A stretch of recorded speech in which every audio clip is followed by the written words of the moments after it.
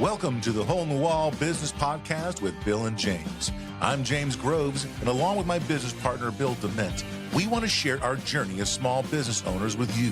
As owners of Hole in the Wall drywall repair, we will attempt to peel back the curtain of owning a small business in the trade service industry and talk about the many adventures of owning a small business. Hey, Bill.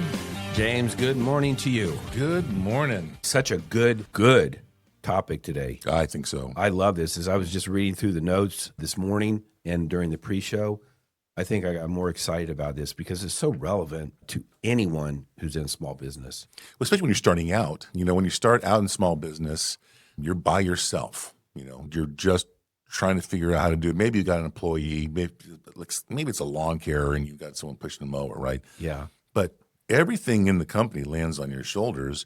And unless you've gone through some sort of training, they don't teach you how to do this in high school. No, it comes by intention, by intentional acts. And just quickly, the topic this morning is, building out your small team that can operate without you having to micromanage. That's every business owner's dream. It's as close to cruise control as you can get, but it's not exactly that. But a lot of business owners do micromanage, and they live without the freedom of having your employees have the heart and autonomy to make successes and failures on their own. Yeah, well said. And it's understandable because when you start running a small business, you mentioned a minute ago, you're just doing everything yourself. You're doing the sales, the marketing, the operations, invoicing, quality control, hiring, firing. I mean, I can remember saying any number of times at some point or other, I did every job in this company. Yeah. And I didn't really care for that. I felt overwhelmed pretty quick. I can remember, though, I loved doing the job. Yeah. I was sharing with you in the pre-show. I remember, it's got to be 20 or 25 years ago. I was so excited about the job I was going to be doing that day. I would run out of the house in the morning just to get in the truck and get going and forget to eat breakfast. Right. That's how much I loved what I was doing. Sure made lunch important, though, I'll tell you that. It sure did. Well, eventually you have to hire employees, and now you're bringing on what you think is help, but maybe you realize that you didn't hire help. You hired a new way of things to go wrong. Oh, how true. We say a lot, just try to be amazing without customers and employees. Yeah. Because everyone's flawed in their own way. No, it's so true. Yeah. Well, but the good news is you can build a team that runs smoothly and without you hovering over every detail. But you have to be intentional about it. You do. So let's talk about why micromanagement happens in the first place. Sure. Okay. It's never really about ego. It's really more about fear. Oh, James, it's so true. It is. You are scared to let go for several reasons, and I'll let you cover that in just a second. Yeah. And it is a step of faith. And this is what we talked about in the pre-show. It's that step of faith that I would say a lot of small businesses and entrepreneurs that never grow, they never can cross this bridge of releasing this thing and trusting other people. Yeah, you're afraid of mistakes happening. You're afraid of unhappy customers and bad reviews. You had a reputation for being a quality drywall repair person. Yeah. For you to release that quality level to somebody else took some effort. It's core. It was core to the business. It was everything. When you called Bill DeMent, you got a quality job, and that's why people called. They knew it.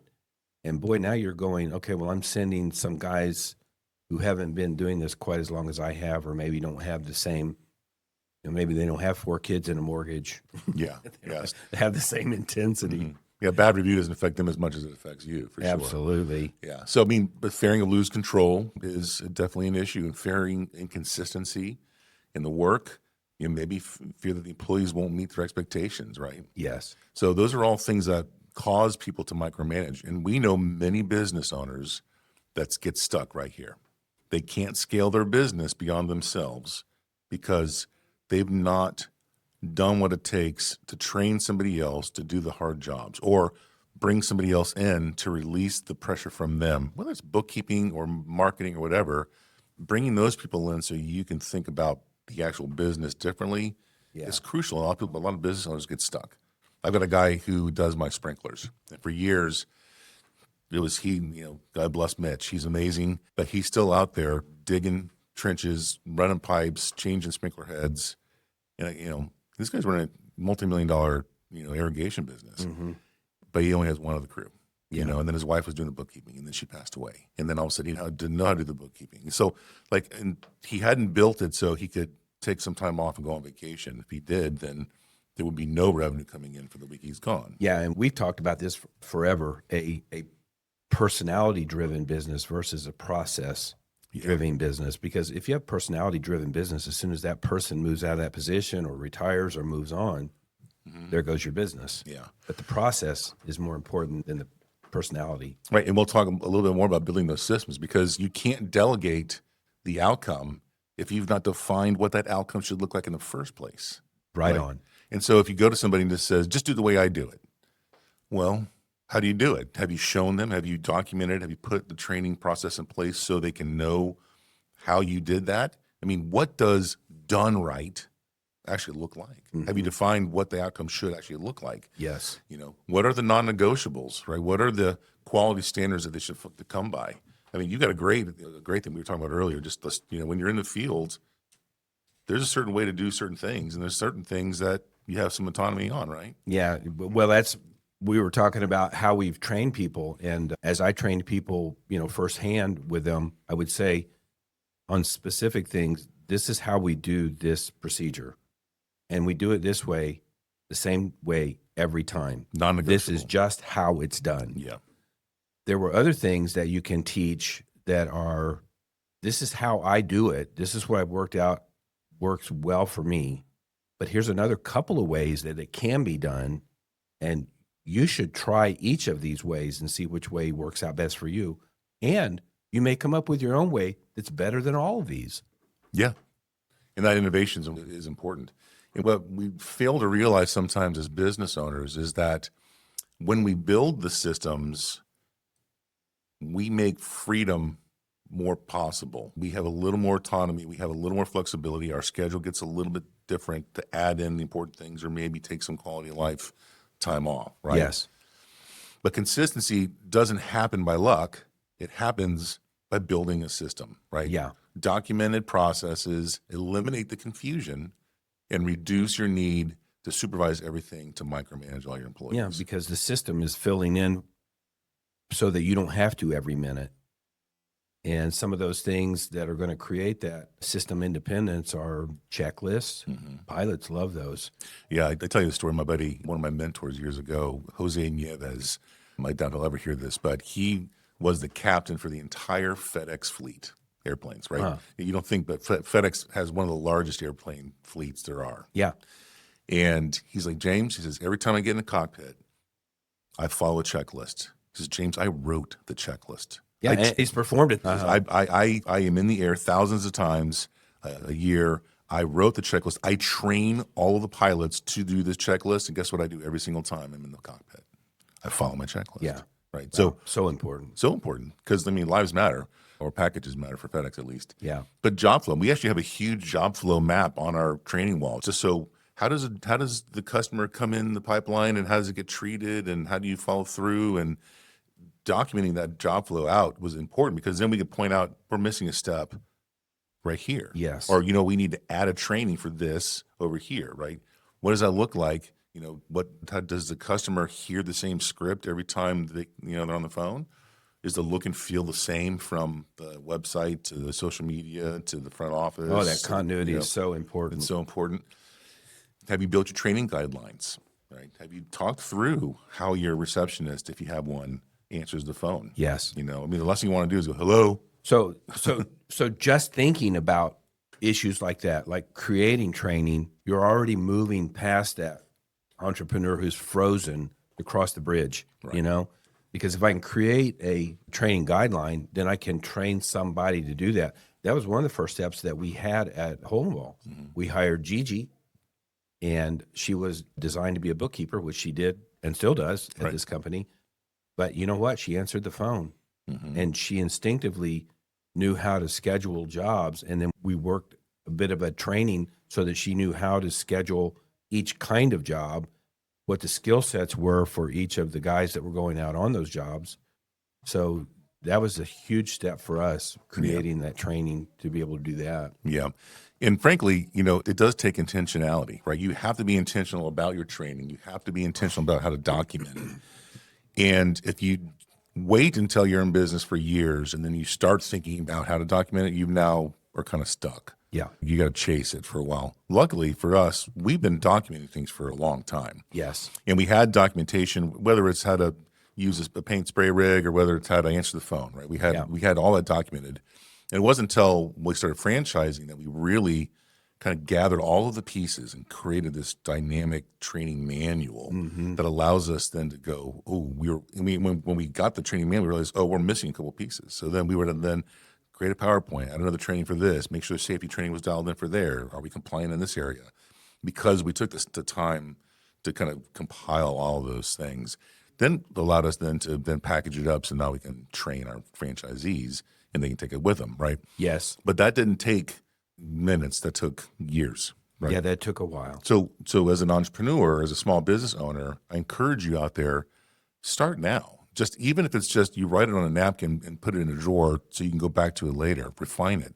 If you're a tradesman and there's not a specific training for something that you'd like to do, maybe you take a video of it, of yourself doing it. And then you can go back and document it later. Maybe you make voice memos in your phone, right? Just something to start that process, because if you don't relieve the pressure of doing the job to somebody else, eventually you won't be able to scale the company. And you'll always be doing everything yourself until you burn out and or retire. Yeah. And guess what? You may not be the expert in that one area. You may be good at it. Yeah. But I'm good at marketing.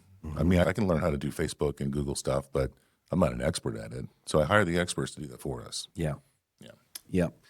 The next thing I wanted to bring up, James, is, treating problems as they come up as a process failure and not people failures, because we notice a lot of times on construction sites when you have a young manager, he manages by yelling, we call it. Yeah.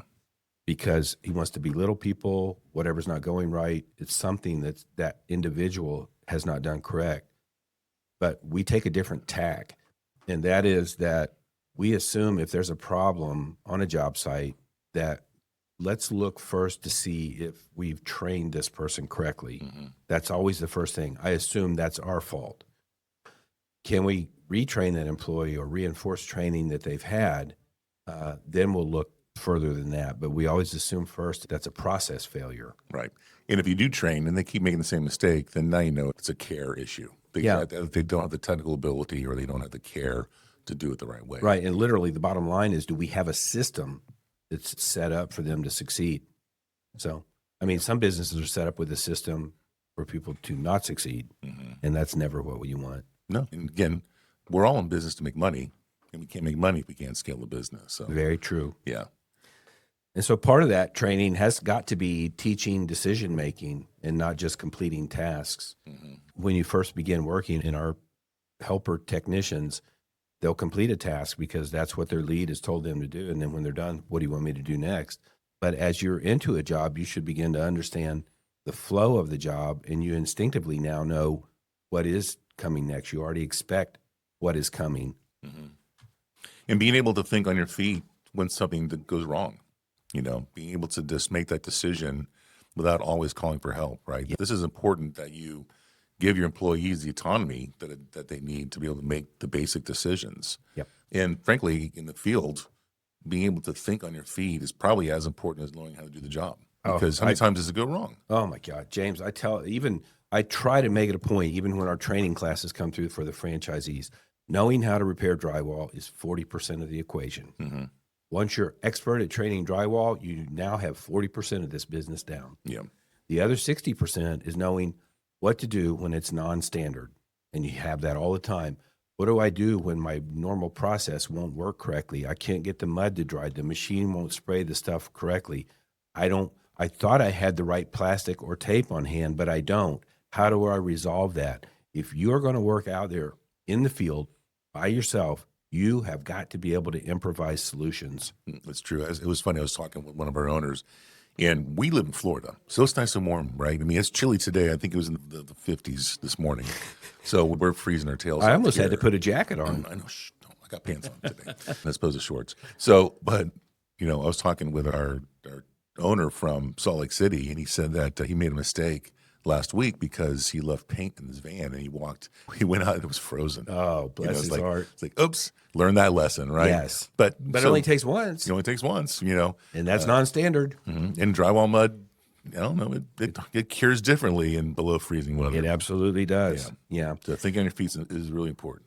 Well, and then you can assist that by having, kind of designing a simple decision-making framework. Yeah. I like the way that rolls off. Yeah. A framework for how to make a decision. And probably the first consideration always is safety. Yeah, safety first. I can get up there and fix that. Here, just give me 3 sets of scaffolding. I'll take the 8-foot ladder on top of that, and I think I can get a 2-footer on top. No. Yeah, I've got guys I've seen, they want a ladder hop and they put 2 ladders near each other and they're just going to hop from one ladder to the next. They don't have to climb down. It's like, no, do it right. Yes. Or else you're going to end up with a broken leg. or worse. Absolutely. You want to make sure that you're protecting the customer experience. So in these decisions, you want to, is the customer at home? Do they need to leave? Do they need to do something differently with the prep of the job? Yeah. And am I giving them the highest quality I can absolutely provide? Yeah.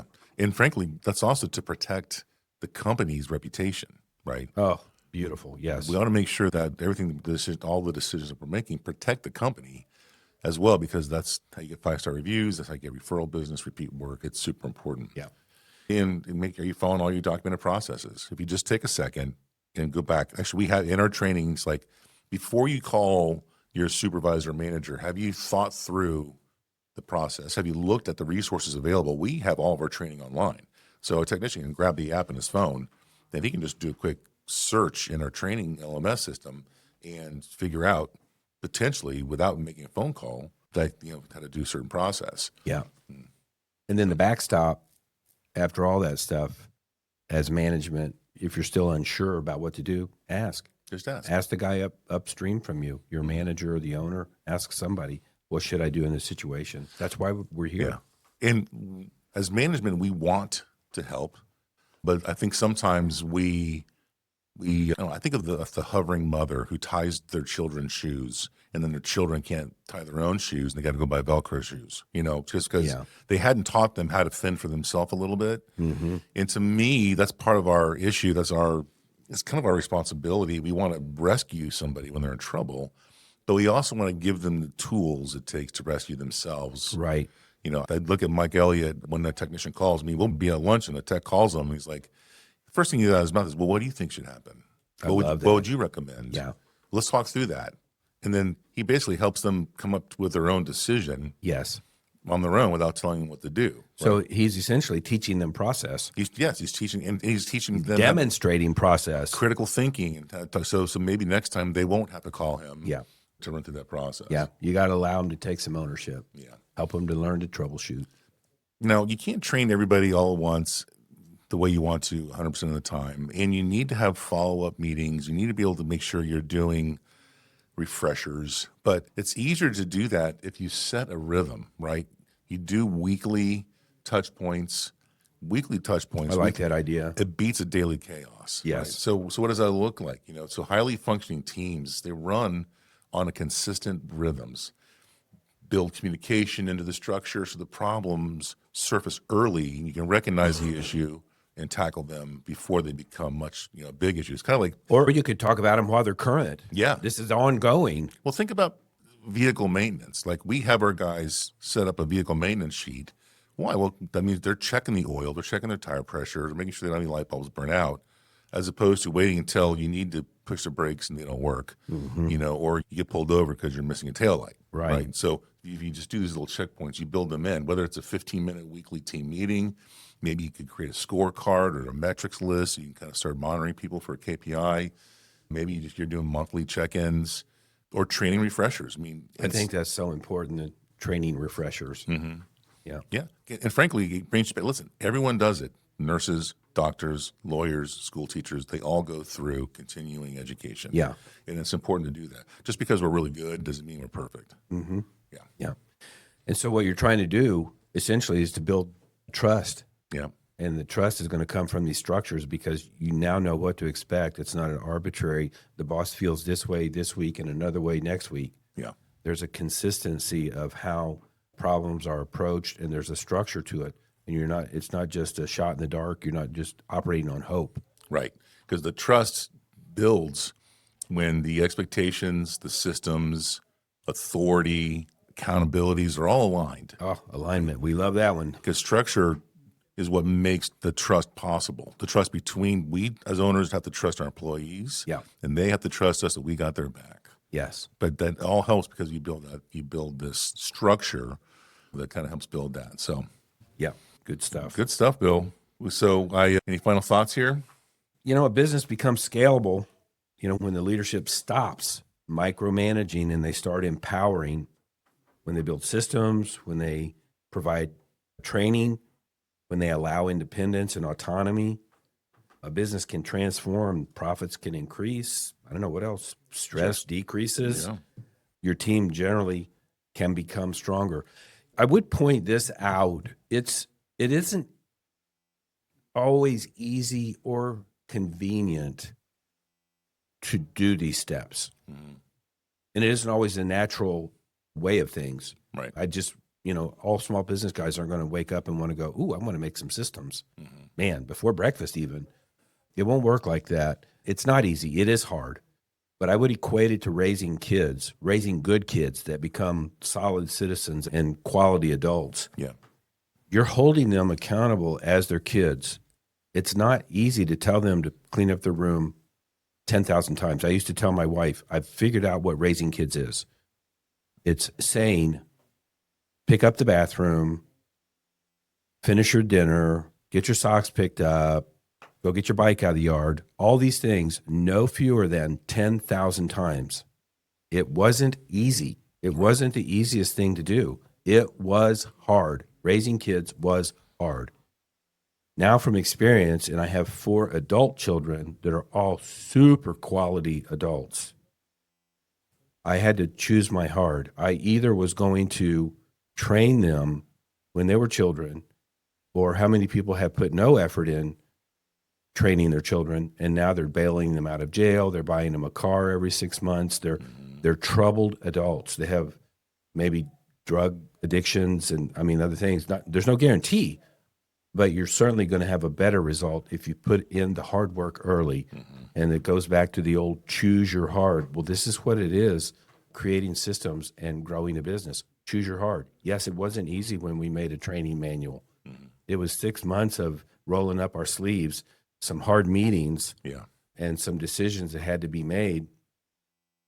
But now that hard work is done, we're reaping the benefits of it. Yeah, and we lean on that training. We have a training almost every month now. And it's like all we have to do is just open back up our playbook that we created.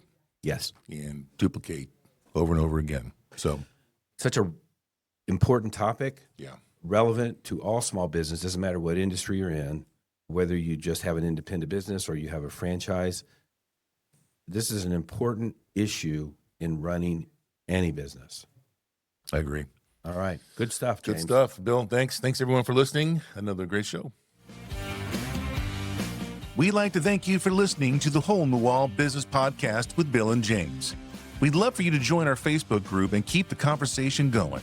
If you'd like to learn more about us and our business, check us out at holeinthewall.com. If you'd like to learn more about how to start a Hole in the Wall franchise, go to holeinthewallfranchising.com.